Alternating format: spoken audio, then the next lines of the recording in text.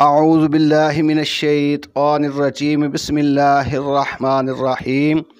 کیف تکفرون باللہ وکنتم امواتا فاحیاکم۔ تم کس طرح اللہ کا انکار کرتے ہو حالانکہ تم مردہ تھے، اس نے تم کو زندہ کیا۔ ثم یمیتکم ثم یحییکم ثم الیہ ترجعون۔ پھر تم پر موت طاری کرے گا، پھر تم کو زندہ کرے گا، پھر تم اس کی طرف لوٹائے جاؤ گے۔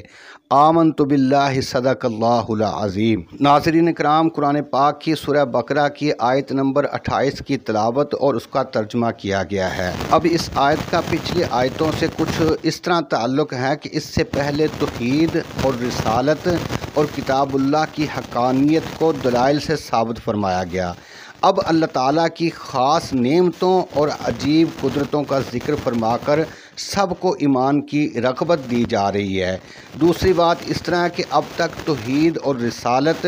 اور قرآن پاک کی حقانیت کے قوی دلائل ارشاد فرمائے گئے تھے، اور چونکہ قیامت پر ایمان لانا بھی مسلمان بننے کے لیے ضروری ہے، اس لیے نہایت ہی نفیس ترین طریقے سے اب قیامت کو عقلی دلائل سے بیان فرمایا جا رہا ہے۔ ناظرین کرام، اس آیت میں کفار کو مخاطب کر کے یہ بتایا گیا کہ تم کس طرح اللہ کے ساتھ کفر کر سکتے ہو۔ تو ارشاد فرمایا کہ کیف تکفرون، کیف یہ تعجب دلانے کا سوال ہے، یعنی کہ اے مشرکو، تمہارا کفر کرنا بہت ہی عجیب بات ہے، کیونکہ کم درجے کے محسن کی ناشکری سخت عیب ہے۔ ماں باپ کی نافرمانی ہر دین میں بری ہے، تو وہ ذات کائنات جس کا احسان ان تمام احسانوں سے اعلیٰ ہے، اس کی نافرمانی یقیناً خلاف عقل ہے۔ تکفرون کفر ان سے بنا ہے، جس کے معنی ہے چھپانا اور انکار کرنا، مگر یہاں انکار کرنا مراد ہے باللہ، یعنی کہ کیسے تم اللہ کا انکار کرتے ہو۔ کفار چند قسم کے تھے، بعض تو دہریے تھے یعنی کہ اللہ تعالیٰ کے منکر تھے، اور بعض خدا کی ذات اور قیامت کے منکر تھے، اور بعض انبیاء کی نبوت کے منکر تھے۔ ان تمام سے یہ خطاب ہے، کیونکہ ان میں سے کسی چیز کا انکار حقیقت میں اللہ تعالیٰ کا انکار ہے۔ دیکھو، حکومت کے مقرر کیے ہوئے کسی بھی حاکم کی بغاوت حکومت کی بغاوت کہلاتی ہے۔ آگے فرمایا وَكُنْتُمْ أَمْوَاتًا، جس کے معنی یا تو بے جان ہونا یا زندہ ہو کر مردہ ہو جانا۔ فرمایا جا رہا ہے کہ اے لوگو، تم پہلے بے جان تھے، پھر رب نے تم کو جان بخشی۔ تو اس کا مطلب یہ ہوا کہ تم بہت سے بے جان جسموں سے گھومتے ہوئے آئے ہو۔ وہ اس طرح کہ اول تو تم مٹی تھے، پھر دانہ بنے، پھر آٹا بنے، پھر خون بنے، پھر نطفہ بنے، پھر گوشت کا لوتھڑا بنے۔ اتنے بے جان جسموں میں چکر لگا کر اس موجودہ شکل میں ظاہر ہوئے ہو۔ آگے فرمایا فَأَحْيَاكُمْ، جس کے معنی ہیں زندگی، اور اس زندگی سے مراد وہ زندگی ہے جو ماں کے پیٹ میں بچے کو ملتی ہے، چونکہ یہ زندگی پہلی موت سے ملی ہوئی ہے، اس لیے یہاں فا ارشاد فرمایا گیا۔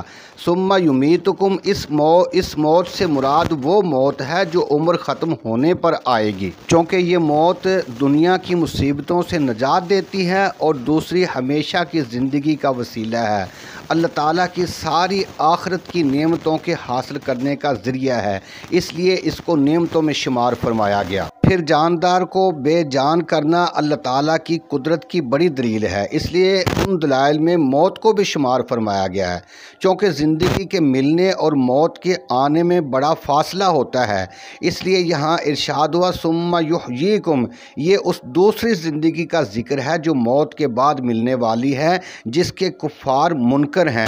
پہلی تین حالتوں پر، یعنی پہلے بے جان، پھر زندہ ہونا، پھر مر جانا، تم لوگ متفق تھے لیکن اس زندگی کے منکر تھے، اس لیے پہلے ان باتوں کو بیان کر کے اب اس کا ذکر ہوا، تاکہ معلوم ہو کہ جو ذات اول زندہ کرنے اور موت دینے پر قادر ہے، وہ دوبارہ زندگی دینے پر بھی قادر ہے۔ اس زندگی سے یا تو قبر کی زندگی مراد ہے جو سوالات و جوابات کے لیے ہر شخص کو دی جائے گی، یا حشر کی زندگی مراد ہے جو حساب و کتاب کے لیے عطا ہوگی، مگر ظاہر یہی ہے کہ اس سے قبر کی زندگی مراد ہے۔ جیسے کہ احادیث مبارکہ میں آتا ہے کہ مردہ دفن ہونے کے بعد لوگوں کے پیروں کی آہٹ کو سنتا ہے اور اس سے 3 سوال ہوتے ہیں۔ ایک یہ کہ تیرا رب کون ہے، دوسرا یہ کہ تیرا دین کیا ہے، اور تیسرا یہ کہ تو اس سبز گنبد والے یعنی کہ نبی کریم علیہ الصلوۃ والسلام کو جو تیرے سامنے جلوہ گر ہیں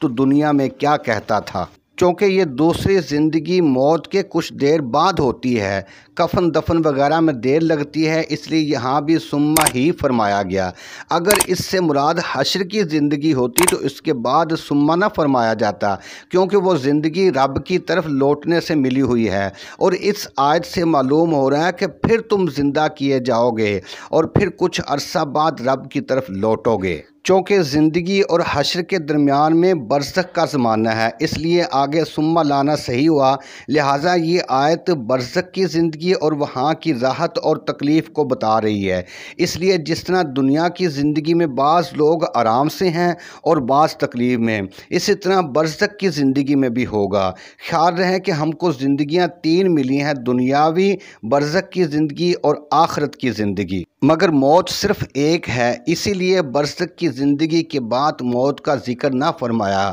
پہلے نفخہ صور پر زندوں کی موت ہوگی، جو پہلے مر چکے ہیں ان کو غشی طاری ہوگی، تو آگے فرمایا کہ ثم الیہ ترجعون، کہ پھر تم اسی کی طرف لوٹ کر جاؤ گے، یعنی کہ اے لوگو تم ایک حالت گزار کر اب دوسری حالت میں آئے ہو، تمہارے سامنے 3 میدان ہیں جن کو طے کرنا ہے، ایک موت، پھر قبر کی زندگی، پھر حشر میں رب کی طرف لوٹنا، اس کے بعد تم کو قرار ہوگا۔ خلاصہ تفسیر یہ ہے کہ اس دلیل میں اللہ تعالیٰ کی نعمتوں کا بھی ذکر ہے اور اس کی رحمتوں کا بھی، اور پھر انسان کی بے بسی اور بے کسی کا بھی ذکر ہے، اور اس کے ایک حال میں نہ ٹھہرنے کا بھی ذکر ہے، تاکہ یہ چاروں باتیں انسان کو ایمان لانے پر مجبور کر دیں۔ کیونکہ کفار کی نظر دیکھی ہوئی چیزوں پر تھی اور وہ نہ دیکھی ہوئی چیز کو قبول نہیں کرتے تھے، اس لیے وہ حشر اور جنت اور جہنم وغیرہ کے منکر تھے، بلکہ ان